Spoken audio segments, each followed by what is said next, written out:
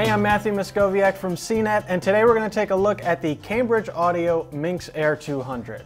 This is a large wireless speaker that supports both Bluetooth and AirPlay and is currently selling for $600. The Minx Air 200 is one of the nicest looking speakers to enter the CNET offices. A lot of these speakers go for a real eye-catching design, but the Minx has an understated look with a white plastic cabinet and a gray speaker grill that looks good pretty much everywhere I placed it. It is surprisingly big though, especially wide, so you're going to need a lot of shelf space to accommodate it. The top has two sets of mushy rubber buttons, and the number buttons on the left offer the neat ability to stream internet radio directly to the Minx without needing to deal with a smartphone or a tablet. There's also a remote included, but it's one of those remotes with cheap, bubbly buttons that are kind of common on speakers like this. Luckily, you're mostly controlling things from your mobile device, so you won't need to use the included remote that much. The Minx offers both Bluetooth and AirPlay, which gives you some nice flexibility to wirelessly stream audio from a wide range of devices.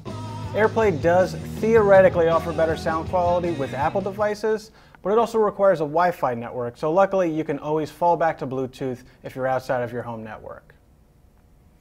On the back there are a few ports, including Ethernet, a mini jack input, and an analog input. There's also a convenient handle, but that doesn't mean the Minx is portable. There's no built-in battery, so it always needs to be plugged in.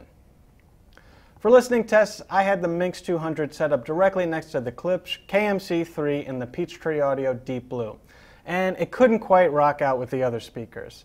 It sounded a lot better than the smaller Minx 100, but for harder rock tunes, it wasn't able to deliver a powerful sound, especially on the low end.